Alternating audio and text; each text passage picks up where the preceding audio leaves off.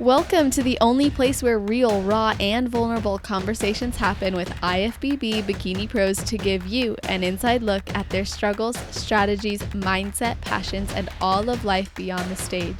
This podcast is made to inspire, motivate, and remind competitors and the average gym goer that even the most extreme lifestyles and elite athletes have their ups and downs.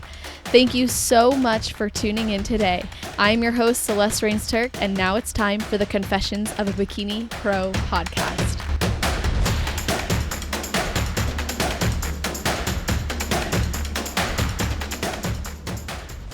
Today's athlete resides in South Africa, working as a global online coach for training, nutrition, and posing. She started her personal journey in March of 2017 and 2 years later turned pro. Her first international competition was in America in 2021 and 2022, as well as in Korea in 2023 and America and Spain in 2024. So she has competed all over, and I'm really excited to hear more about her journey and learn from her. Welcome to the show, Mariska Pretorius. How are you doing? I'm really good. How are you? I'm amazing. I'm so happy to have you on, and I'd love to start by asking if there is anything you do think about or maybe a ritual you have right before your heel hits the stage. Oh, that's easy. So, of course, I'm a South African. So for me, South African music, Afrikaans music is like my go-to. I'll always have it pumping in my head. It kind of just boosts me, gives me extra motivation before I step on stage. So I always have my earphones with me, chill on the pillow, have that pumping, and it's kind of like, okay, it just gets me going. Like, okay, it psychs me up. And then right before stage, I'll have like a sip of red wine just to calm the nerves a little bit, because of course it doesn't matter how pro you are, how many times you've done it, you're always stressing out when you're on stage for some reason. And yeah, so just a bit of wine and then I'm ready to hit the stage. Nice. I find like when I'm backstage, I'll be totally cool, and then all of a sudden I'm like, oh my gosh, like I start shaking because it's cold, but then like I'm like, am I cold or am I shaking because I'm nervous? And then I'm just like, and then I'd have to, and it goes away, and I'm all good. It's like it all gets left out on the stage. So, it sounds like you've established like what helps you to just like ground yourself. Oh yeah, 100%. Like That's definitely. awesome. I can't even imagine going on stage without having those two things. Like it's just an absolute must. Love it. So, how did you even get into competing? Because you didn't even know it was a thing until I think like 2013, right? Or around Yeah. then. So 2014. 2014. Yeah. So my what happened is I started out doing personal training in 2014, started studying it, and then I met a personal trainer in the gym, and he was just the whole time like, "Hey, you need to compete. You need to compete." And I'm like, "Hell no, it's not my thing. No, I'm not, and I'm not Why? interested." I'm it. I just didn't like the idea. Like I wasn't even training. Like I didn't even lift weights. Like I had this idea that if a girl's gonna lift weights, yeah, I know it's standard, but if a girl's gonna lift weights, she's gonna bulk up and it's gonna be bulky. She's gonna look manly. So I was one of those. Interesting. So I started studying personal training and I designed my own program. I was a bit overweight for myself. So I lost like 15 kgs in that process of in like 3 months. Well, And that's just the way of training. That's not even touching dieting. Like I was eating whatever I want to. And yeah, so people started noticing me in the gym and they started commenting and coming up to me like, hey, do you compete? Why don't you compete? Why don't you start thinking about it? And yeah, I just like it just stuck in my head. And this one guy just didn't want to let it go. And I'm like, okay, you know what? I'm gonna give it a try. Why not? Let's see how it goes. And so I decided in 2016 I'm gonna do it. And then by 2016 we found out that we were moving to New Zealand. And then I went to New Zealand, couldn't compete. And then only the year after that, in 2016, 17, I did my first competition. wow. So Yeah. making that decision and then immediately coming up on resistance or something stopping you from being able to follow through on it, What made you go, well, like, I'll still do it in 2017? Because you also moved away from the gym where this person was incessant about you doing it. So, what had to change in you to go, no, I actually want to commit to this? I think like it was just the idea that it got stuck in my head, and I got to a point where I'm like, okay, I'm in a gym. I started working in a gym in New Zealand. I met a girl that actually competed. She was in the NZ IFBB Federation, and yeah, so she's been doing it for a couple of years, and I decided, you know what, let me just go for it. Got a coach that was in South Africa based, because I didn't know best, so I was like, actually, no one told me anything. Like, if I had, if I had a younger self, like, I would have met better people, like, in my life to help me through the first one because I knew nothing. I think absolutely for my first three shows, I knew nothing. I was literally just standing backstage, like, looking around, like, okay, what's everybody doing? Okay, it's time to pump up. Okay, what are we doing? How are we going to pump up? Because my coach didn't even do that to me. She didn't, she kind of completely ghosted me. So my final six Mhm. weeks was I had to do it all by myself. Like I did my own thing, Wow. did my own nutrition, grabbed hold of a nutritionist that helped me a little bit with it, and I stuck to that nutritionist for about 2 years just to help me out with nutrition wise. And yeah, so it was completely insane. And my first one was an international show as well, so it was a pro am. Yeah, and it was about 89 ladies that I competed against. Yeah. And how did that experience go? Honestly, I loved it so much that I like when I stepped off stage, like we only went on stage about 12 o'clock at night. So it was insane. I was starving, everyone was starving, all the girls were complaining. And by the end of the night, like I looked back at it, the whole experience, and I'm like, you know what? I'll do this again. Like I So love the funny. challenge. I love challenging myself, and I felt that was the best challenge ever. So yeah, I loved it. It's amazing how show day can go and we still choose to do it. And a lot of True. it, it's like it's the process that so many of us fall in love with, truly. And I think it's really fascinating that you went from like, oh, women who lift weights get bulky to then growing as much as you have over the years.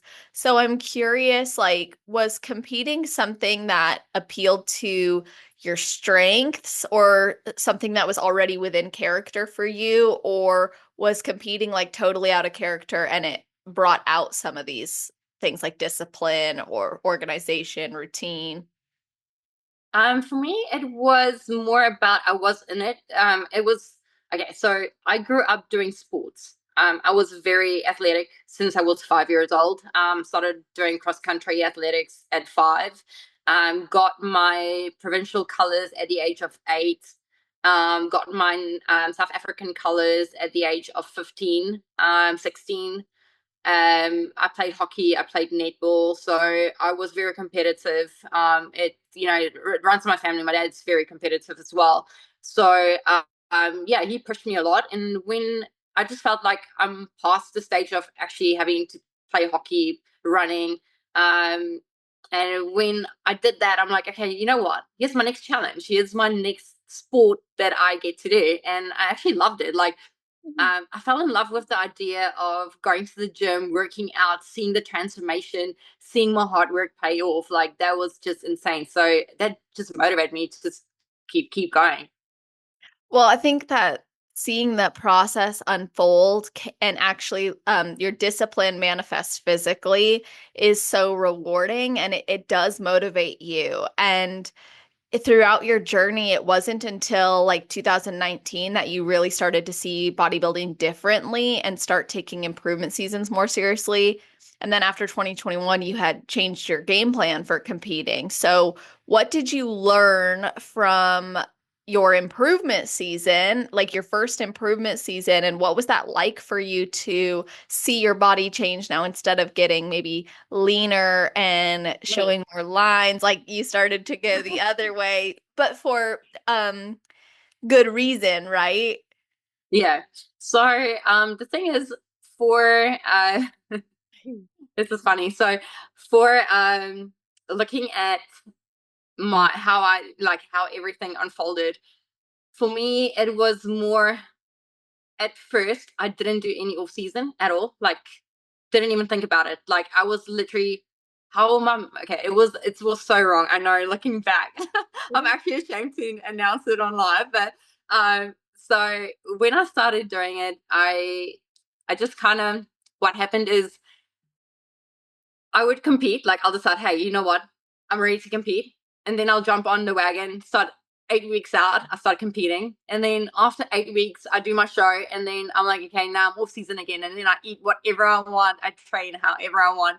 Never follow through on it. And like it reverse nothing. Like never ever did it. And then like a few months later, I'm like, okay, yeah, I'm ready to do a show again. 8 weeks out. Let's go again, you know? So that was how I was. And then I turned pro and it kind of kept going. And then in 2021, I decided, you know what, it's time to actually go all in. I did my first show international with Angelica as my coach. And then after the show, she's like, you know what, you need a good improvement season. You need to actually put on muscle. You need to put on weight. You need to do a proper reverse and actually go all in. And after competing in America and looking at all the girls, I'm like, you know what? She's right. That's exactly what I need to do. But she was pregnant at the time and it's going to be her first one. I know how excited she was. And I'm like, you know what? I'm not going to take that away from her because I'm going to be demanding. I know I'm going to be demanding, even though a lot of people tell me I'm not. But I felt she needed the experience, her firstborn and loves being pregnant and, all of that, not focus on clients or someone that's a pro and, all of that. So I got a new coach. He was based in Australia, and I did my first off season.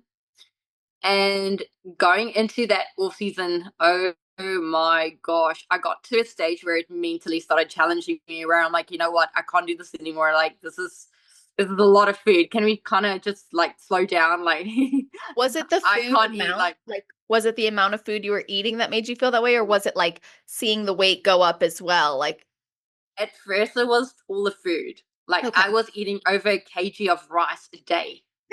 And that was a whole lot. So I'm like, no, wait, this is a Yeah. lot. Like, I'm loving all the food, but also my body's not loving it so much.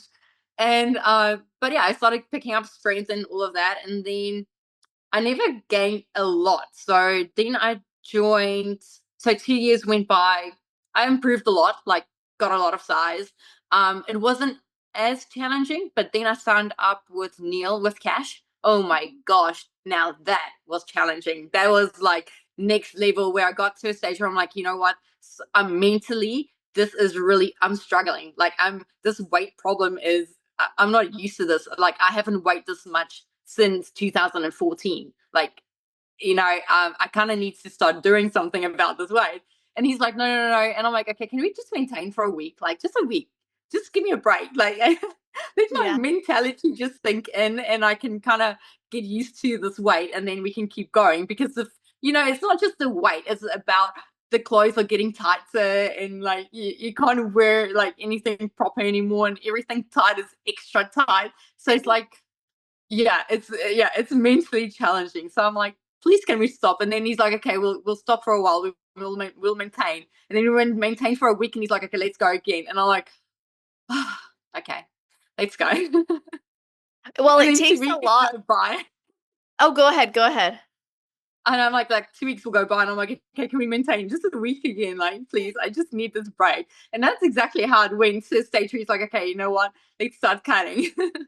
Wow. So he respected like the mental blocks that you faced with Yeah. growing by implementing some breaks. Like just like how in a prep you might implement a diet break or refeeds, you were implementing some mini cuts or some like maintenance phases in your improvement season just to Oh, help you like get more comfortable with your body and with the growing and like let's be honest, prep and improvement season demand the same amount of respect, right? So if we oh yeah. respect like we respect, oh, I'm getting leaner, I'm getting tighter, I'm like pushing myself. Same thing in improvement season. It's like I'm filling out my leggings, I'm starting to push heavier weights. I'm like and so it's the same and you get excited about like how much food you can eat. Like I know for me personally it's like It's so cool when you're like, oh, I was at like 150 carbs. Now I'm at 200. Now I'm in the 200 club, 250. Like, can we make it to, but then you kind of hit some points where you're like,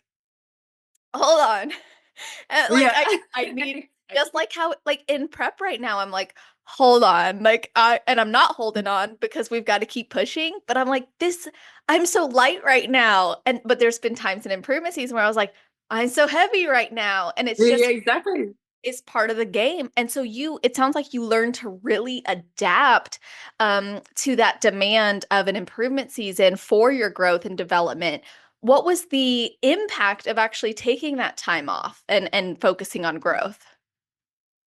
Honestly, I have gained so much muscle. Like it was insane. I can't even if I had to do a comparison of how I used to look in like just in a year's time, like being with Cash, like the amount of growth that I've gained is insane. But it's also the discipline because I kept to my diet. I was truthful to him. Like I'll tell him like, hey, like this one time, a friend of mine, it was his birthday, so we went out and we celebrated on a Friday, and then on a Saturday night we went. I went to his place again.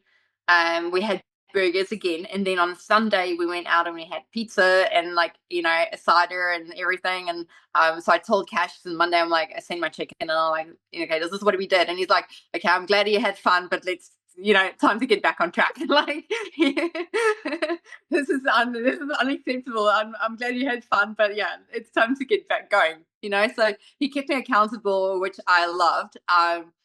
Yeah, it was really nice. I really enjoyed being with Cash. The openness. I could feel I can share anything with him. Yeah, I just feel like if I had to look back of everything, how much I've grown, how much muscle I've gained, and it was like all natural. He doesn't push you steroids. He doesn't push you like, let's do this, let's do that.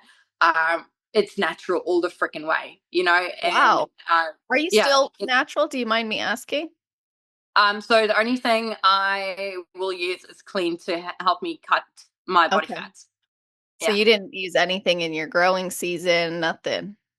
no, yeah, Yeah, you've grown so much. And that's like, because I was going to ask you, like, what do you attribute your growth to? And it sounds like for you, it was finally taking that time away and really pushing the food and pushing the weights. And you've always loved training and prioritized that. Sounds like for forever, but nutrition wasn't always like top of mind for you. I've no. been really curious though. You said multiple times, like, I would just eat whatever I want, but I'd still train hard. I'd eat whatever I want. What did eat whatever you want mean to you? Oh, ah, okay. So South African treats. I'm a South African girl, so there's a whole lot of South African food that is absolutely delicious. So I'm like, if I'm talking about South African food, it's like boerewors, it's steak, it's your so it's poppin' gravy. So it's like a tomato relish. So yeah, it's a maize meal that you take and you make like it's like, well, it's a starch, but it's like you'll make it and it creates like a cereal type of thing that you can have in the mornings, but it's like crumbly. So then you have like Mm. you can make like tomato and onion and you throw it over, and then you have like you can do it in a bake, so you can add cheese and bacon and mushroom to it, and yeah, Wow. so there's a whole lot of other things. There's like a corn tarts that you can do that we do. Oh my gosh, there's so many. There's a malva pudding. There Mm. is there's so many good things. Like absolutely, I love my South African food, and I feel like I've gained so much. I've gained so much weight being back in South Africa in my few months, but I'm working on it to maintain again and That's actually work awesome. it off. You know what? I like how when you're talking about this, it doesn't sound like you're feeling guilty. It just sounds like when like you will give yourself freedom, like for a birthday celebration, but you also are committed to your plan. Has it ever been challenging for you to navigate like going from do whatever I want, eat whatever I want to like that bikini mindset of I've got to prep, but I've got to grow, I've got to track things. Like how have you navigated some of those maybe mindsets with food and your body? Oh, it was hard in the beginning. Oh, I refused. So I had this massive Coke craving, like an absolutely massive, like point addictive to Coke. Like Coca-Cola was my For a go-to. second, I was like, wait, Coke? Like Coca-Cola. cocaine? And then I was like, okay, no, she means Coca. I was like, girl, what? No, Well, that's that's why why you I did said the diet. Coca-Cola. You just put you were just going for it. So yeah, Coca-Cola. To be clear. But so I was like I could not let it go. Like I was to a point where I will sit and then it's like a week out and I'm like, okay, you know what? I'll cut it for a week. And then it's a week and then as soon as like prep is done, the show's day, I'm like, yeah, back into the Coke. And then like I could not let it go. Like it was such a struggle. And then the other thing is um so I had to create a mindset like if I'm not allowed to eat something, then don't give it to me. Like, please don't give it to me because I'm just like it's horrible. Like, so for me, if I have a steak, it has to have a nice piece of fat on it. Like, I love a fatty piece of steak. Like, oh my gosh, it's even biltong, like it's beef jerky, but in South Africa it's biltong. Huh. Oh my golly, it is insane. So you can't give me a piece of biltong without fat on it. Like it's a no go for me. So every time we had to cook steak, and I had an ex, and he'll go and he'll cut my piece of fat off. I was so angry at him. I won't talk to him I for weeks bet. because You were probably like, dude, so I'm not about to eat this flank steak. Like, I want the ribeye. I'm so looking at a I photo was of biltong. I'm like, dang, this looks good. it is freaking amazing. Like it's every South African's addiction. It's hilarious. So yeah, so there's a few things like I just decided, you know what, if I not allowed to eat this, then I can't eat it. Like I need to realize like I can't. And so I just started taking it away. So like pasta, I love pasta, but then I incorporated like even going into my off season, if I go into a maintenance phase or when I'm done with a show, I have never like okay, now since being back in South Africa, I've gone to a few places visiting family and friends where they actually cook to me pasta. But for myself, before I came to South Africa, I haven't had pasta in over 4 years. Like I just don't make it. Like I don't cook it to myself. So, it's something that I just cut it because I knew, like, okay, I'm not allowed to eat this in my prep. So, why am I treating myself with it? So, there's a lot of foods that I kind of started taking out of my diet completely. Hmm. I don't even go there. Like, even bread, I don't eat a lot of bread. I try to stay away because as soon as I taste it, then I started craving it. So if I cut Mhm. it, then I forget how it tastes. I forget, how it feels. And that's exactly how I felt about pasta as well. Like the creaminess, the sauciness, yeah, just completely cut it. Yeah, that's interesting because I think what matters about that is the intention behind it, the mindset behind it. I have a lot of clients who struggle with their relationship with food and they'll tell me like they just want to remove it. And a lot of the times I tell them, don't remove it. Don't remove it. Let's expose yourself to it slowly. Let's make it normalized. Once they normalize it, then they don't want it anymore. They can remove it. It's not a big deal. And they're less likely to binge on it when they do have it. And I find that's to be really effective. But similarly, there's times where it's like there's certain foods where also your body maybe doesn't respond well. Maybe it doesn't make you feel great. And in those cases, it might be worth considering removing it. And I know when I was little, I struggled with I can't say I struggled with my weight because I didn't weigh myself, but like I was what my dad would call husky. And I was bigger and I was a big girl, And I remember like one one year I just decided I'm never drinking soda again and I'm never eating French fries again unless it's from this particular restaurant that I it was only in this one state that I visited my grandparents at. Okay, so I was like, that's if we go there, I'll eat their fries because Yeah. I don't want my grandparents, that's an experience. So long story short, I still haven't had it. Now, granted, I'm like more lax on the fries because I had coaches who were like, hey, eat some French fries or fill out, not anymore, but in the past. And then Yeah. and like now I'm like a little bit more chill on that. But soda? no, I just like, and I don't want it. So that speaks to your point too about when you cut Yeah, it out, your cravings change. And I don't know if you're a woman of faith, but for me, like I also look at it as an opportunity to practice like relief from gluttony or a gluttonous desire when you remove something. It's almost like fasting. And there's this really yeah, interesting passage in the book of Daniel where he's offered to eat the king's feast. And he tells them, no, I only want vegetables and water, no wine, none of this like, incredible spread. And it was his way of like nourishing his body so he could be a better vessel for God. And I thought, and to reduce like this idolization of food. And I yeah. find this is back to, I know I'm rambling now. I just get really passionate about food relationship discussion, but I think it goes back to like intention and what's your intention behind how you're fueling your body and nourishing your body, how you're eating. So then you take yourself, for example, and you go to the place that you love where you're born and raised, and that's South Africa, and you get to enjoy the South African foods, but you see that maybe it's not ideal for you as an athlete year round. How do you approach it when you are maybe incorporating some of those things that you really enjoy? Because it sounds like you're kind of a foodie with South African food Oh, culture. So, how do you love navigate that? it.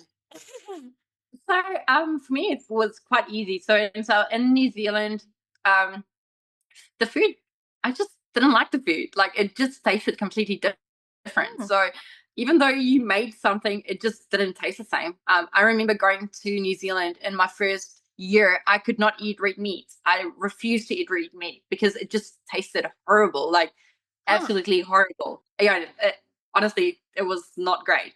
I wonder why. Same, yeah. So like I was a gravy person. Like I remember when I was eating in South Africa, people asked me like, you know how you get your rice and then you put your gravy over it. So people always ask me, are you having gravy with your rice? You know, because my gravy was more than my rice. But Yeah, I hear that. I'm like, are you having coffee with your creamer? A little bit.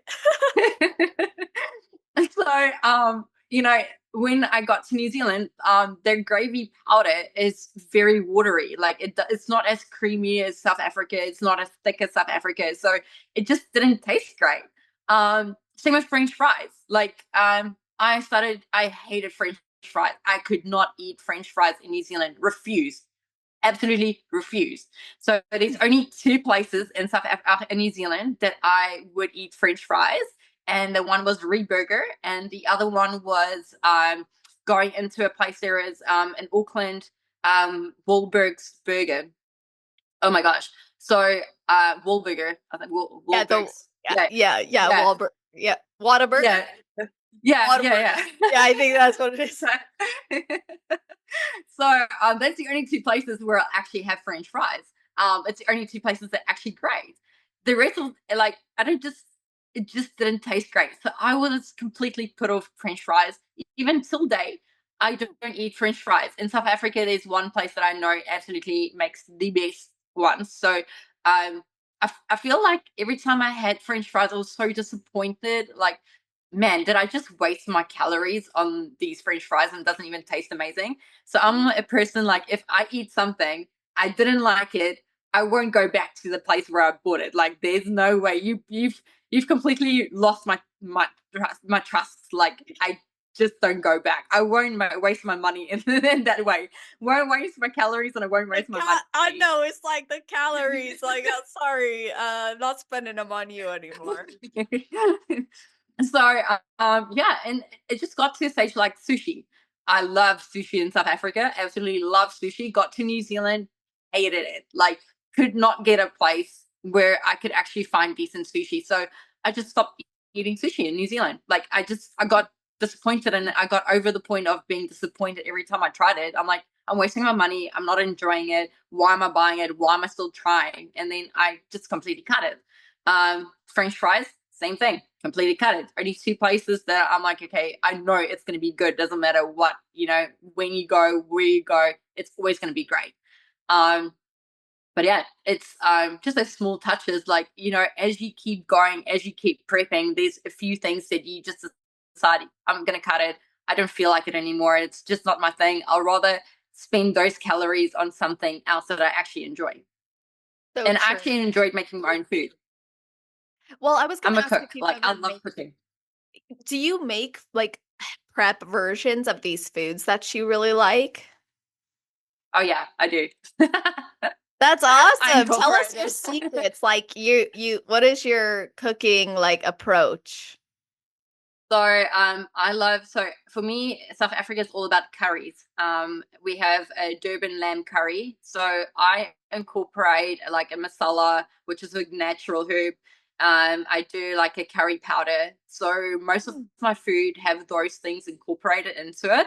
And then I also love anything chili. So chili, I am a very big Tabasco. So I don't do condiments at all. Like I don't like tomato sauce. I don't like mustard. But give me peri peri sauce. Oh my gosh, it's like the way to my heart. What is that? So anything peri peri, like Tabasco.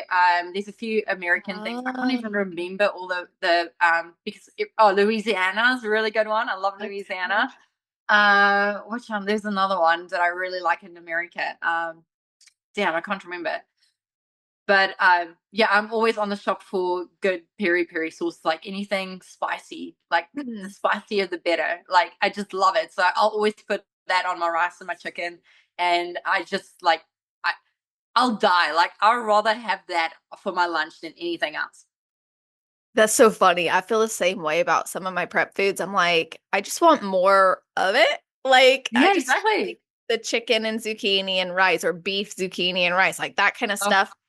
Can't get enough. It's just like you really learn to not even learn, you just love the food that you eat and competing really is a blessed sport. Like if you think about it, we get to nourish our bodies with such good food for every meal. It's really incredible and obviously for you having a passion for cooking and wanting to also satisfy your goals, how did you go from the improvement season or the lack thereof, like no improvement season, to then being like a advocate for taking those improvement seasons? Was it the results that made you see, okay, this is worth taking growth seasons for, or was it something else? Say goodbye to the post show blues and make peace with food and your body through the 7-day coaching series that is built to support you in embracing your improvement season. This is a free coaching series that I have put together to support you in eating without guilt or judgment, knowing how your relationship with food, yourself, exercise, and your body reflects in other areas of your life. Really get clear on your prep identity versus off-season identity and finding balance after a competition, as well as improving your body image. Plus, there's even a bonus training for those of you who do enroll, and this is going to change the way that you feel in your improvement season, change the way you feel about yourself, food, and your body. If you want access to this, you can get instant access to the trainings right now by visiting www.celestial.fit/post show.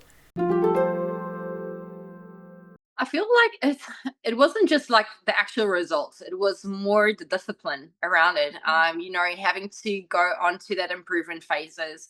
Um, it- I was I was pushing just as hard as I would have been in prep. So I actually felt like I was prepping all year round because I was constantly doing a chicken, constantly sending of chicken photos, constantly weighing my food. Did not go over or under my weight. I did exactly to the T. Like I was very precise. Um, I was like, I will like if I go to friends, if they're having it. Like I had friends, South African friends in New Zealand, and they were having parties like every single weekend, almost every single weekend.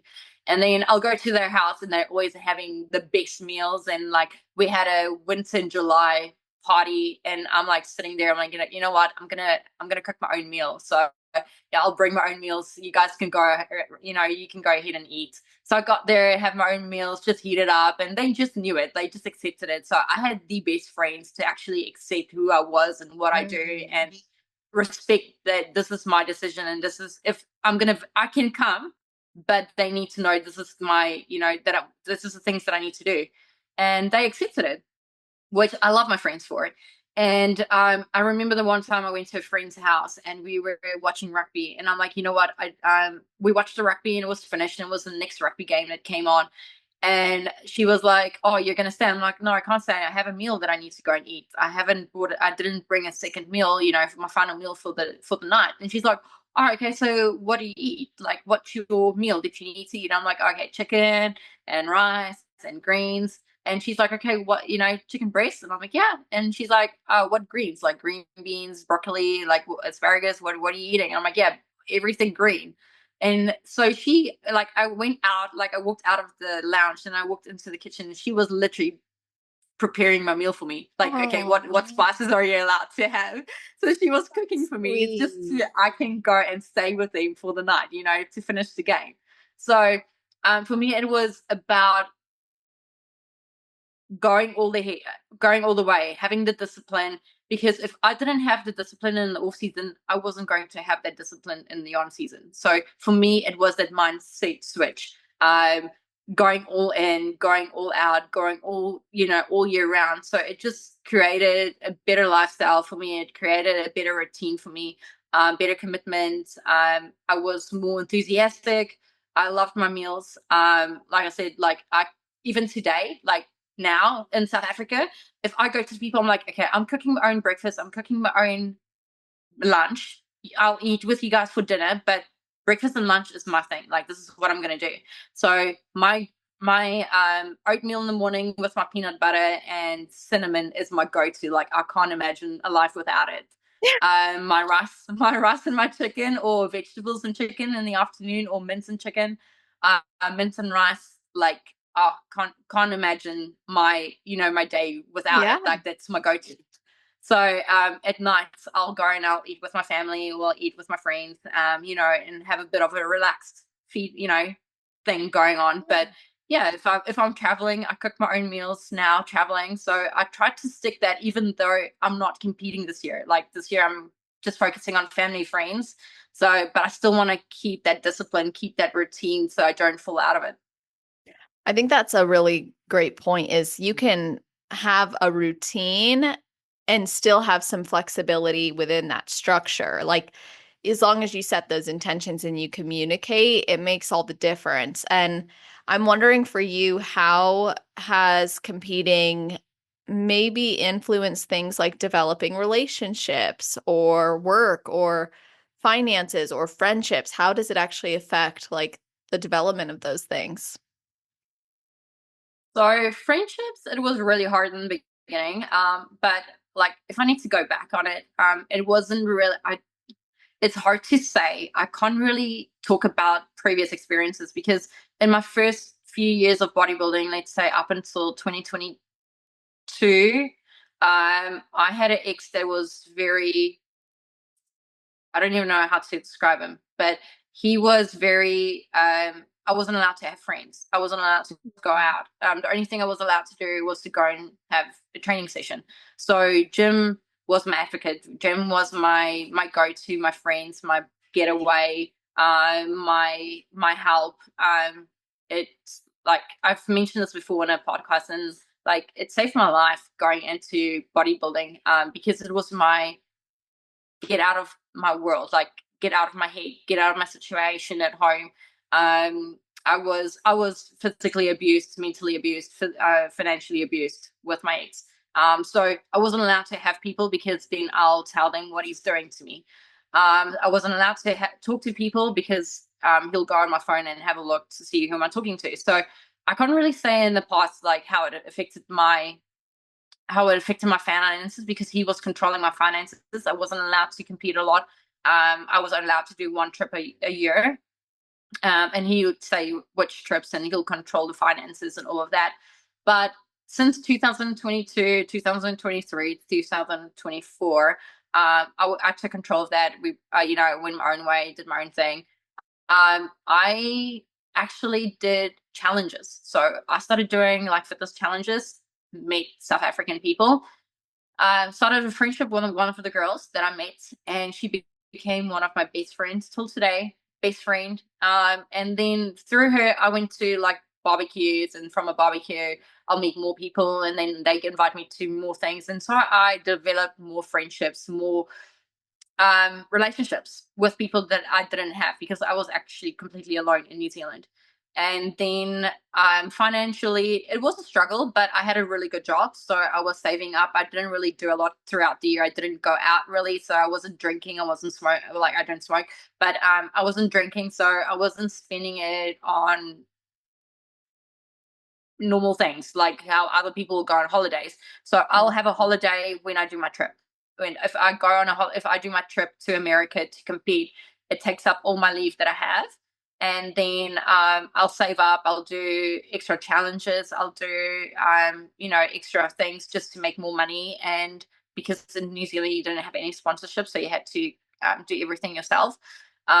Yeah, so that was challenging at sometimes, but I still managed it, and I actually maybe couldn't afford everything at the most expensive go with the best of the best, but I got away with what I could get for my budget that I had. I think last year was my biggest show that I've done. Also, the biggest budget. I actually didn't create a budget. I'm like, okay, you know what? I'm going all in. I'm going to put everything into this. And yeah, that was challenging. Actually, I had a lot of challenges with last year's whole experience from the beginning to the end.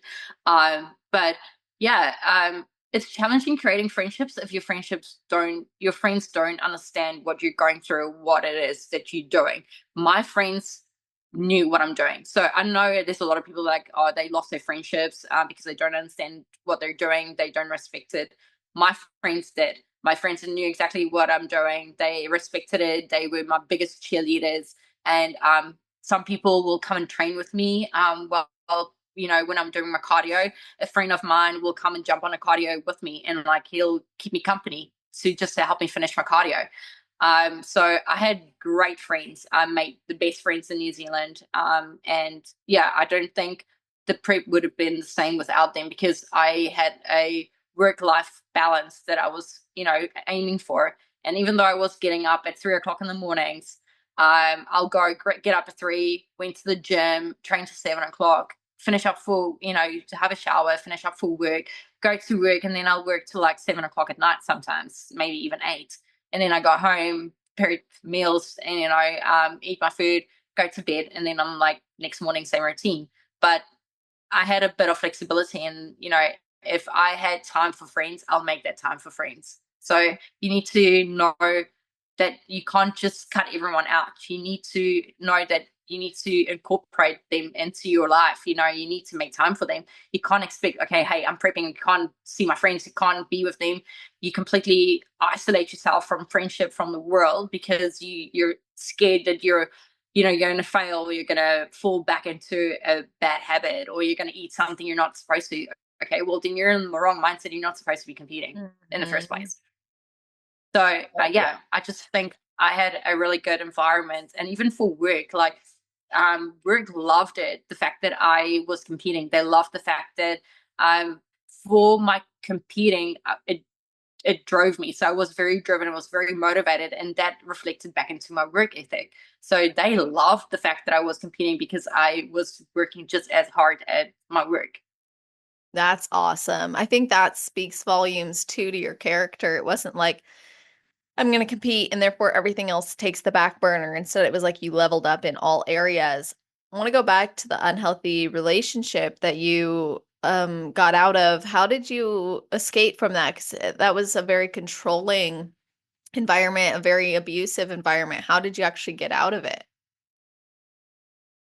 Honestly, looking back at it, I don't know. Like, for months after the whole relationship ended, I was sitting back and I'm like, I don't know how I got out. Like, I don't know how I did this. Like, how did I get out of this? I don't know how. It's like I just got strength inside me. So Mm. um I'm just gonna go a little bit back of how it made Yeah. me feel. And I think I was over of how I felt. So in my life, in the first few years in New Zealand, I every single day I will drive, and every time I saw a truck passing by me, I'll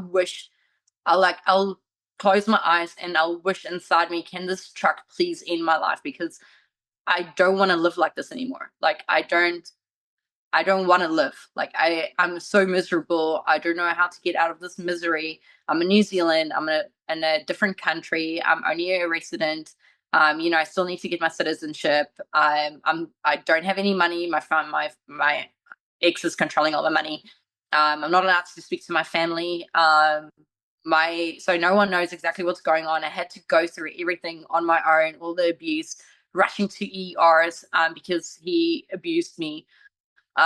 So I think when I moved down, so we relocated to a new city and found a job there that really saw my potential, and they gave me a really good challenge. So they offered me a job as a manager, and at the beginning, I kind of refused. Like he told me, "You can't do this. You don't have what it takes to be a manager. You can't manage people."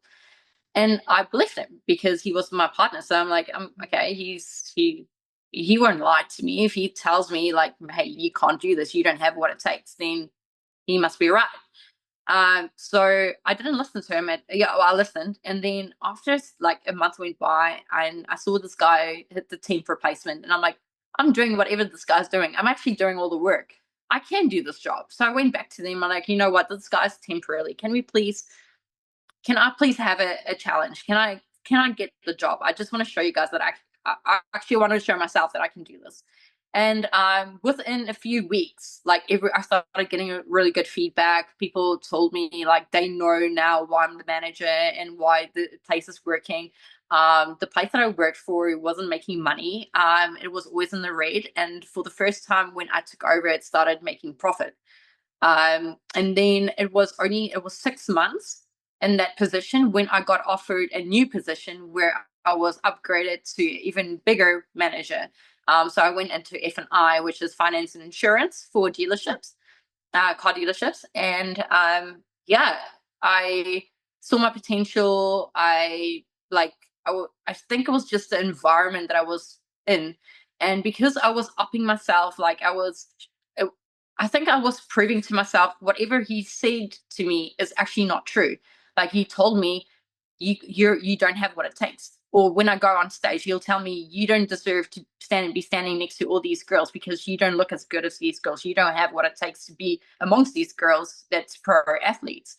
Um, he'll completely break me down. That he made me feel like I was worthless, like I don't deserve anyone. He's the best I can ever get. Like he made me feel like I was a piece of trash. Like I couldn't even look someone in the eye because every time I looked someone in the eye, I felt like unworthy, or like, man, this person must be looking at me and like thinking, what the hell is she looking at?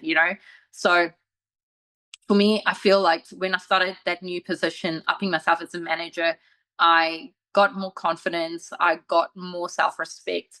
I was getting more compliments because I was working hard in the gym.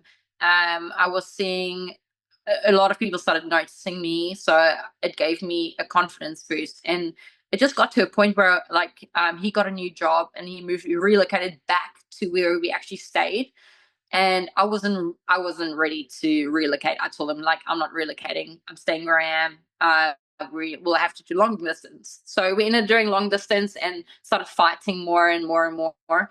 And then it got to this one stage where I was sitting, and he phoned me. We were planning a trip to Hawaii, and I asked him to join me for the trip, and he had every excuse to not join me. And like every time we talked about like, because I did the trip for him, Hawaii's on his bucket list, like number one bucket list. So I chose Hawaii so he can experience Hawaii. We'll go for a little holiday afterwards.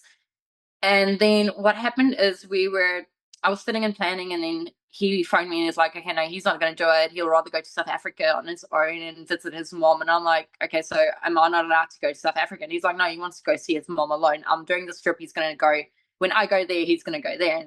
And so we ended up having this fight. And for a whole hour, he told me how unworthy I am, how bad I am at this, and like nothing I'm doing is great, and nothing I'm doing is good enough. And like After an hour, I stopped him. I actually switched my phone because he wasn't speaking. I'm like, I switched my phone off, and I'm sitting there. I'm like, you know what? Um, I listened to you for a whole hour of explaining of how bad I am and how I'm not great. And clearly you're unhappy. And where I'm sitting right now, I'm very heartbroken. Like, I'm not happy. I think we should take a break. And he's like, yeah, sure, Kat, I'll bring the separation documents for us to sign this weekend. And we saw a counselor. I think this is where my mindset changed for us. So a few years in 2021, we went to counseling, and we saw a counselor, and the counselor told, like, we were going through phases of love language and what's our love language. And I was sitting there and listening to this counselor, and at the end of the session, I realized, you know what, I'm holding on to a person that actually doesn't want to be with me. Like, I'm holding on to this person, I'm begging this person to stay with me, I'm going on my knees begging, apologizing when it wasn't even my fault, like, apologizing just to have peace in the house. And then when I walked out of that counseling session, I decided, you know what? I'm not doing that again. If he wants to go, there's the door. Let him go. Doesn't matter how hard it is. Doesn't matter, how heartbroken I am. How longing I'm gonna be. If I'm financially struggling, I'd rather go sit on the street and struggle. I'd rather become a hobo than you have not, continue this relationship, because I can't do it to myself anymore. Like, this person doesn't want to stay. So why am I making a person stay if he doesn't want to stay? And so then rewinding, going forwarding all the way through a couple of years later, is when it came to that stage where he left, I decided that I'm not going to follow him. He's leaving. So I promised myself I'm not going to follow through again. So when I told him, okay, let's take a break, and he suggested the separation, I'm like, okay, he suggested it, we're going through with it.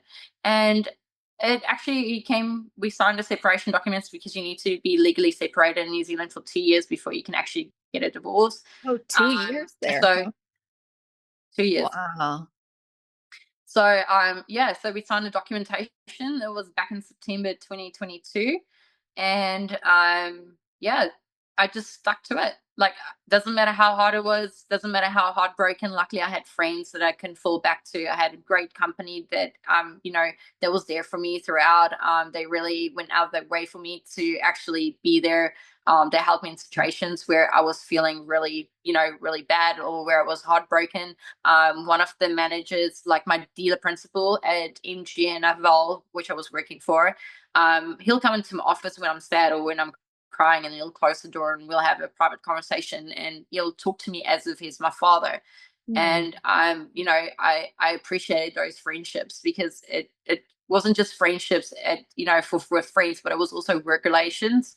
And I can't imagine having those people not there, because all of them, friends, colleagues, everyone was there for me right through the whole thing. And they just helped me get through it. And yeah, so I think it was the mindset started with that counseling session, where I decided, this is it. I'm never going to do it again. If he walks, he walks.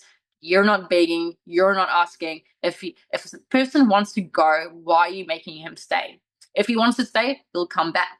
And he tried coming back, but he had conditions, and he had a new girlfriend. So he met a new girl that looked exactly like me. And yeah, exactly. I know. So he phoned me. So he was with her for a couple of months, and he phoned me, and he's like, you know what? He can't do this. He doesn't want to throw away 10 years of a relationship. He is really sorry, and like, how can we work this out? He wants me back. And I'm like, okay, how's this gonna work? You have a friend, you have a girlfriend. He's like, yeah, but she's not you, and he's really struggling with the relationship, and she's just not me. Like, he can't. She's not me. Doesn't matter how hard he tries. And I'm like, okay, so first thing is, you need to break up with her. We need to reconnect. So we need to start long distance dating again, and see if it works, because I'm a new person. I'm not that person that wash over, push over Exactly. that you used to date. I'm a new person. So you need to accept me for who I am. I'm not changing. And then you need to accept that I need to find a job there in Auckland. So I need to move back to Auckland. It's going to take a process. It's going to take a couple of months. And then he's like, okay, I need to give him time, because he needs to end it nicely with this girl, because, she doesn't deserve it and everything. So a week went by, and he phoned me, and he's like, you know what? yeah, he thought about it. My conditions doesn't meet his criteria because he doesn't want to let her go. He wants me to be in Auckland and then he'll let her go. And I'm like, excuse me, are you freaking kidding me?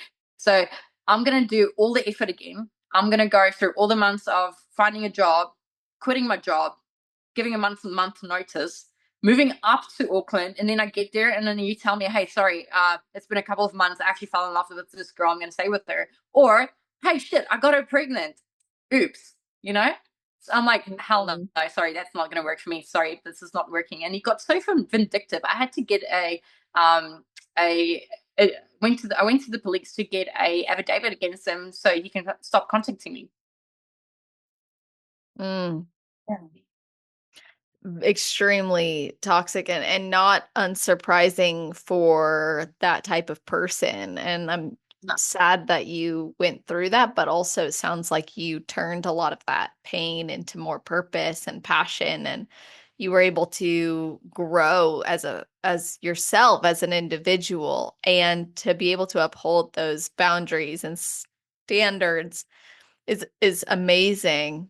And I think sometimes people will hear stories like this and think, well, why would you even consider going back? Or why would you even want to fight for that relationship? And what is often misunderstood is those types of abusive relationships are they're very enticing in some ways because of what you've been taught by that person or what's been ingrained from that person or what they've maybe hinted at or promised, and it never follows through. So the fact that you got out of it, you made your own way in life, you established new and healthy friendships too, and then you were able to separate from him and eventually be completely done with him. That's incredible. Now, you ended up going to Hawaii I and guess I did. conceding. So I think that's amazing that you still did that. Did you turn it into a vacation for yourself or? Oh yeah. Yeah, Oh yes, I did. Oh yes, I love did. it. I had an absolute blast in Hawaii. It was so freaking good. I met so many people. And it was like I met great people out on my Hawaii trip. You know, I went like one of the judges took me out and we went to have a like fresh poke. He took me to a coffee place and went to the gym together. I met someone else from America. He's a chief firefighter. So we went on like a coffee and then we went for dinner together. And like, you know, I just met all these people and like everywhere I actually go. Oh, and I had friends like Kiki and so Kiki, what? Yeah. So I met her at the show. So I went with her and her ex. We went to you know, like dinner that night at night, and we pub crawled. And then the next morning we went for breakfast, and like yeah, so I spent a lot of time with them as well, and it was and we went to sushi as well one night. It was really amazing. So yeah, I had a blast while I was there. That's so awesome. I love that. Like you seem like the type of person who just makes the best of where they're at and what they're doing. And I also really admire that the way you described you gave your all to your last prep. Like there wasn't necessarily a budget. Like you were like, I'm going all in, I'm giving it my all on every single level. And I think sometimes when people do that, they almost become over attached to an outcome. Like, I have to win, I have to be on top, otherwise, it wasn't worth it. But it sounds like you see it as it was worth it because of all that you gained from friendships, from experiences, from your time in America, and so on. Oh yeah, like every time I go to America, I love America. Don't get me wrong. Like I would love to live in America. Actually, I was considering it. I was going to live in America. Actually, I'm still it's still like a 50-50 thing. But you know, um going to America, being there, I love America. Everything about America. I always make friends there. I love the vibe. I love the people.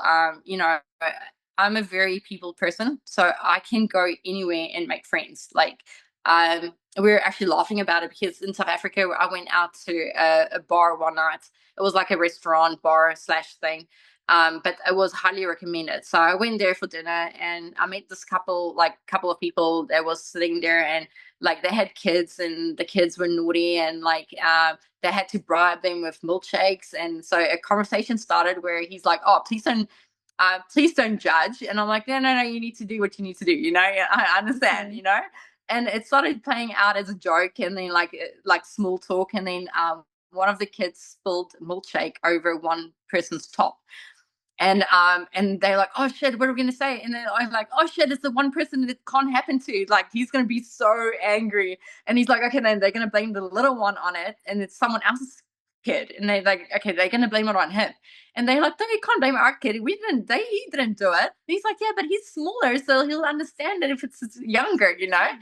And this guy looked at me, the father of the young boy, and he looked at me, he's like, oh no, we're gonna blame this on you. And I was sitting on a table Love behind it. them. And he's Uh-huh. and he, he came and he put the top with the milkshake on my table. And like, as he turned away, this guy started coming, like walked out of the bar with a couple of his friends. And as they walked out, he's like, this beautiful girl just spilled milkshake all over your top, And Yeah. like, he looked at me like, oh, like, how the hell did you do that? And he looks at me, he's like, how did you do that? And I'm like, oh, I don't know. I'm a klutz. It just You happened. took the fall. I was playing along. And this guy's like, no, seriously, how the hell did you do it? I'm like, oh no, it's not me. So I blamed the little one on it, like the little boy, and That's everybody like started laughing. And he's like, I'm like, no, no, it wasn't him. It was. So I told him who it was. But we actually sat there and we started chatting, and like they invited me to become part of their circle, and we had shots and drinks. oh. And yeah, and they're like, okay, so we're gonna have more shots. Are you staying, or are you driving? I'm like, no, no, I'm driving. I need to go home. But it also got cold, so he's like, okay, do you want my jacket? Did you spilled on? And I'm like, no, Oh no, my gosh. I'm actually gonna go home. So I can actually make friends wherever I go. I'm like a very open-minded, very people person. Like, I don't get offended easily. So if you're gonna like pull that kind of joke on me, I'll actually go with the joke, and For sure. actually end up having a good time and actually make friends. So wherever I go, I like in South Africa, like everywhere I go, I have someone to stay over with, and it's either a family or a friend that I live with. Wow. I think that's so awesome. I mean, I got that impression from you with how easy you are to talk to, and I can totally see that. And I love that because you are just a genuine person and you like to connect. Are you that way at shows too? Like, are you that way Oh yeah, backstage? Yeah, be player. I can Yeah, see that. 100%. That's amazing. Yeah, I think it's a great trait to have, to be able to make friends wherever you go. And obviously, it's something that has served you well. Now, looking at all the shows you've done, you've not yet had the opportunity to compete in South Africa. So your family's not right. Yeah. So No, your they family hasn't seen you on stage. no, no, and they weren't able to do it. Like, I told my dad, if I reach Olympia, if I can go to Olympia, I'll buy him a plane ticket to come and see me go on stage, because in South Africa they don't have any pro shows. Like, so if you're a pro in South Africa, they have like their national competitions like NBC, but they don't have any pro athletes, bikini athletes. So if you become a pro in South Africa, you need to go overseas to compete as well. So unfortunately, it's something that my family, friends over here will never be able to see unless they go with me to an international show. Yeah, and that's a lot for them too. Do you Yeah. have a favorite show that you've done though? Oh, favorite show. That's hard. If I go all in everything about the show from the beginning to the end, I would say I loved Hawaii. Hawaii is my number one, definitely Hawaii. And then I loved Alicante as well. I'd love to do Alicante in Spain again. I think it was really awesome during the pro conference. Everything that they do for the show is absolutely, Emilio puts a lot of effort into it. That's really an awesome show to do. So I love to do like more competitions around Europe. I think it's bigger. It's more advertised. You kind of feel more like a pro athlete when you're there. But yeah, all in all, if I need to choose a show to do again, that would be it. That's A show awesome. not to, a show not to do, like a Uh-oh. show that I won't do ever again, is I won't ever compete in Asia shows ever again. Like, I Really? What don't. happened? So every time I went to like an Asian show, they either had the tan wrong or the hair was wrong. They can't do extensions. The makeup looks fake. Like it doesn't look. You know how something suits and something doesn't suit. Yeah. That's how I find the Asian shows. Like, and the miscommunications. I feel something always goes wrong there. So um yeah, and like my tan was so spotty and greeny and like, oh no, it was horrible. Oh Yeah, no. I promised myself I'll never do an Asian show again. Although it was great. Korea was amazing. Their production, oh my gosh, production, first production, like number one production, Korea by far. Like their production was next level. Coming out of a robot, that was the ultimate goal. Oh, I bet. Yeah. Yeah, that's so interesting to hear about those differences in different countries. And something that I'd be curious to hear about from you too is like you've talked about this in other interviews, but I wanted to hear more, which is you've been told to change categories from bikini because of like the hardness of your physique when you're lean. But then you've shared how happy you are in bikini despite people telling you maybe you'd do better in a different division. This is something I think a lot of people are going through right now with the new fit model division. There's a lot of bikini competitors who are being told, like, now you're not going to succeed in bikini. You should go to fit model. Or there's fit model competitors who are now being told, well, no, maybe you just need to grow into bikini. Like, there's these weird zones. So you seem to have said, no, I'm going to prioritize where I want to be because I don't like this look as much as I like this look. Can you talk to us more about how you've navigated that kind of feedback from other people and what you've done to like prioritize what division makes you Oh, happy? so, firstly, I would say going and when I started competing, it was bikini. So I was very quad dominant.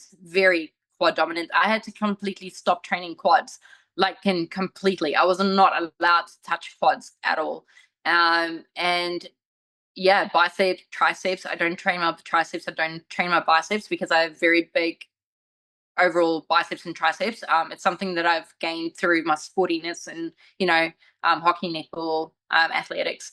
But um, yeah, so the first thing when I started, I did bikini, and people told me like, your quads are too dominant. You need to kind of grow down. You need to get away with the quads. You need to, and I'm too hard. So I'm like, okay, fine. They're like, you need to move into something else. And they kept talking about Mm. the wellness that's going to start out. And we thought it's going to be more like people that's more quad dominant. But it's not as big as wellness is at this moment. I think wellness looks great. Don't get me wrong. All kudos to them, but it's not my look. It's not how Yeah. I've always had big upper legs because I played hockey. So hockey players, bigger legs, quad dominant, all the way. So I had to break away from that, and I hated that shape. So even as growing up as a kid, I will walk in a bikini, but I'll be in my top and I'll wear shorts. I'll never be in my bikini bottom because I hated my legs. My legs were too bulky for me. So Hmm. I tried to get away from that, and going into wellness again, I'm like, hell no, I'm not gonna look like that. I hate that look. I hated looking like that all my years. Even though yes, it will look great. I have what it takes to be that, but I don't like it. So if I don't like it, why am I gonna force my body to be that way? I'm not to be first place is not everything for me. I'd rather not compete than look the way that I don't want like looking. So yeah, I just decided the wellness is not for me. I just stopped training quads. I just changed the whole routine of how I train, how I do things. Took extra care, like deadlifts and all of that. Didn't do that. Didn't do squatting. Didn't because I had a very thick waist as well. So I had to try and navigate exercises, ways to trim it down, get it narrow. You know, food. I think I was more concerned about food, so I knew that certain things were making me bloated. So I moved away from those food. Like I can't even remember the last time I ate broccoli because I know broccoli bloats me. So Hmm. um, yeah, so there's a few things that I just kind of navigated, a few things that I just completely cut out of my routine, out of my life. I think now for the first time I started training quads again, just because I feel like well, actually, I had a bit of water retention. Actually, I had a water retention problem when I came to South Africa. I bloated up like a blowfish. Oh no. Like, and seriously, I was 3 times my size when I got to South Africa. I was not used to the climate every year anymore. Like, I've been out of South Africa for so long that when I came back, my body wasn't used to the climate. It's extremely warm in South Africa, so I just blew up, like, and completely just blew up. And then it took me a while to get that back. And then I had to go on permanent water retention pills, just to help me Hmm. with the water retention in the legs. So I'm still struggling with my legs. Like just tonight, I trained legs this morning. I did quad orientated leg exercises. So this tonight I felt like, okay, my legs are bloated again. My legs are keeping that water retention. I need to take another pill. So it's something that I need to keep going, keep controlling. But you know how it feels. You know what's wrong with your body. You know what to do at the end of the day. But I feel I'll rather stop competing than put myself into a body that I don't like or that I have a mental problem with. I feel like need to my mentality, my health is more important than anything else. That's a really great way of looking at it. It's a good point too, because I think at the end of the day, what matters is like you said, you'd rather do what makes you happy than the placing, right? Like, and you can be successful and you have been successful in the bikini division. So you have navigated what you want to and you get what you want to out of this. You still have those goals and dreams of hitting the Olympia stage in bikini. Like none of it's impossible. So it's like, why not stay with where you're happy and thriving from a health perspective too. And I think if you are going to put as much as we put into this sport, it should be in a division or a category that you Yeah, love to be in, that excites you, that yeah. gets you excited to be in the gym. So I'm curious now, what was your feedback from your last show and what are you focused on now? So my last show, so I got actually, my last trip to America was actually very horrible. But so I was like super stressed. My one phone got stolen, and my cards got blocked. I think my accounts got blocked 11 times in total, just on my last trip in America. Yeah, it was horrible. Like it was the most horrible experience. I had to rearrange all my accommodation, all my flights. Everything was last minute. It was horrible. But so what happened is I stayed in Miami, and I'm a person I hate air conditioning, so don't give me air conditioning. And fortunately, in America, everything is air conditioned. So when I go into a hotel, the first thing I do is I switch off the air condition because I don't like sleeping with it. But in Miami, there was this place that I stayed in, amazing place. But when I switched off the air conditioning, the humidity of the place, like Oh, the next morning I woke up, like the whole floor was completely soaked, like in wet. yes, like it And I literally was is. like, Yeah. so I was like, hell no, okay, I can't do this. I need to actually, I need to switch this on. So I got sick because of the air conditioning. Because I got the flu, I holded much more water to my rear because everything goes into my rear. So I was holding on to a lot of water weight, water retention. So going into the second show, I was still sick, still holding on to water.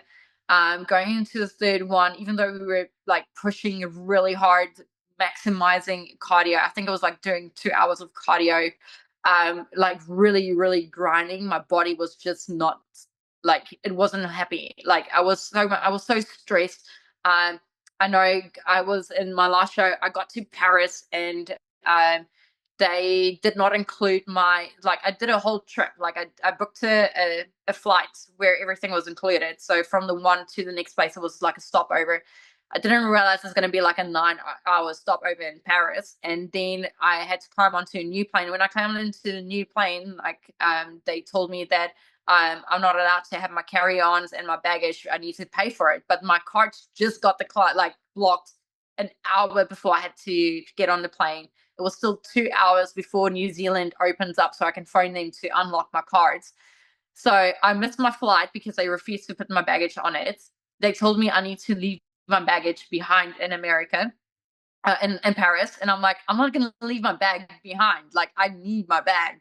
And they're like, oh, sorry, we can't help you. If you don't want to help yourself, we can't help you. And I'm like, I'm like crying. I'm like, I can't leave my bags. This is all I have. Like, there's Yeah. no way. So yeah, I missed my flight, and then I had to rebook another flight, and then I missed my accommodation. So I I wasted so much money on my last trip. It's not even funny because like there's a lot of things that I couldn't get refunds for. The accommodation I booked for 2 nights when I arrived in Spain, couldn't get that back because I was late for check-in and everything, and it was too close to canceling it. And then eventually I got to Spain, and like, my cards were still blocked. And luckily for me, thank goodness, the hotel where I stayed at allowed me to stay in the hotel until my cards were unblocked so I can actually use it again. Oh my gosh, that is Yeah. awful. So you don't Yeah. feel So like it, do you feel like it affected your physique and what you brought? Yeah. yeah, 100%. Like, I was holding on to so much water because I was so stressed. I was not sleeping. I had sleepless nights because I had to wait for New Zealand to open up, and that was in my time period where I was sleeping.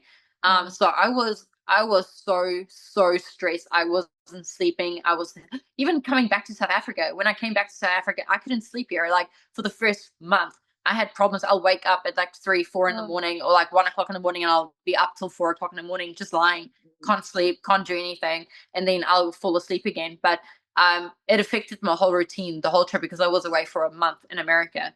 And I feel that I have unfinished business, because if it wasn't for that stress and all of that and what happened, I would have had a way better physique, way better future. I would have got better placings. So yes, I'm back in South Africa. I feel like I need to spend time with my family, my friends. I haven't seen my family and friends for years. Some of my family members, friends, I haven't seen for 15 years. So I'm just having that time with them, catching up with them, and then setting my future, where I'm going to go. Am I going to America? Am I staying in South Africa? And then from there on, I want to go back next year and go finish some business that's unfinished. Heck yeah, that's awesome. Well, I'm excited to see that unfold. And obviously, you conquered those goals and those dreams anyways, and you were able to make it happen despite all of that craziness. But it'll be so wonderful to like get redemption in a way. And I've just enjoyed speaking with you so much today. It's been wonderful to learn from you and to hear your stories, and what an incredible woman you are. I mean, I would have never known all of this just from looking at, your online presence. So it's so cool to like know you better, and I'd love for you to share with us your best advice. So what is your best advice for someone who has never competed before but wants to, and your best advice for someone who is on their road to pro? Okay, so my best advice is get clarity, go to someone who will actually share something with you. So don't feel scared, don't feel like, okay, I'm new to something, I don't know what I'm doing.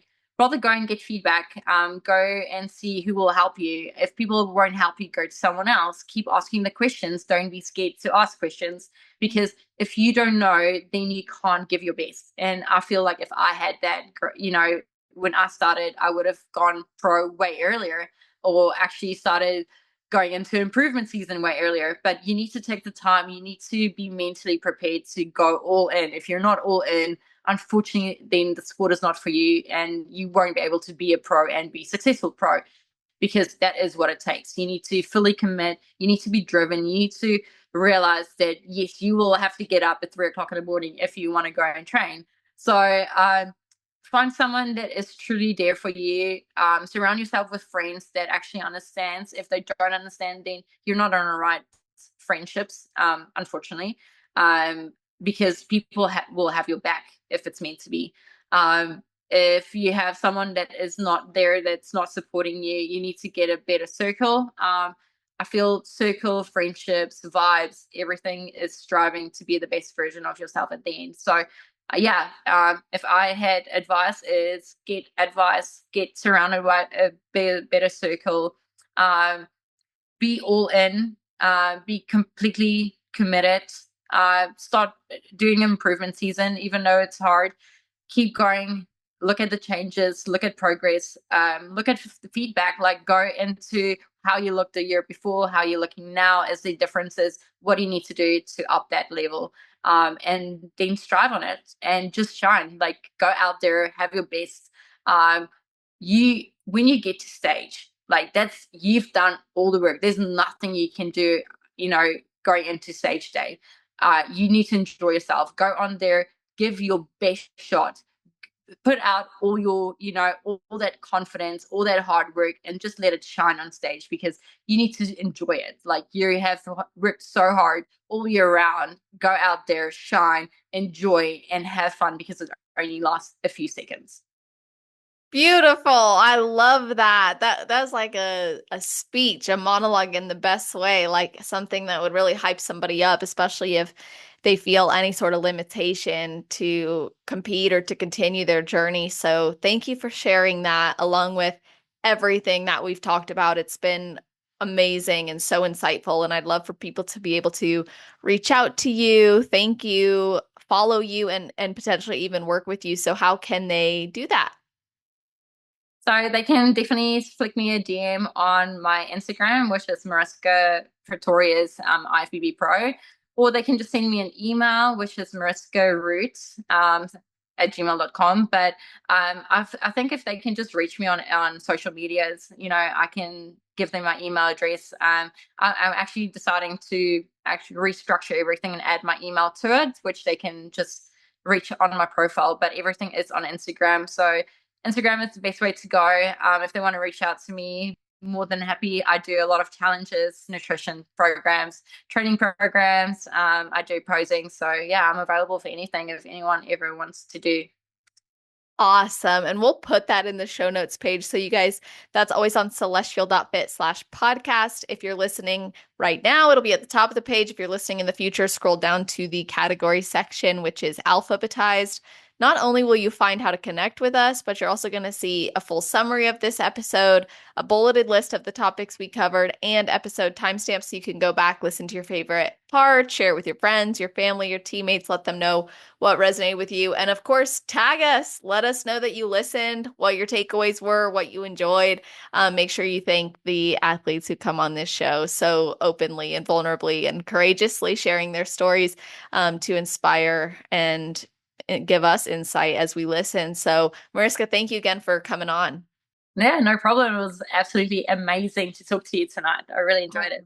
Me too. And to all of you listening, I hope you all have an amazing rest of your day, night, or morning, wherever you are in the world while you're listening to this episode. Just make it awesome.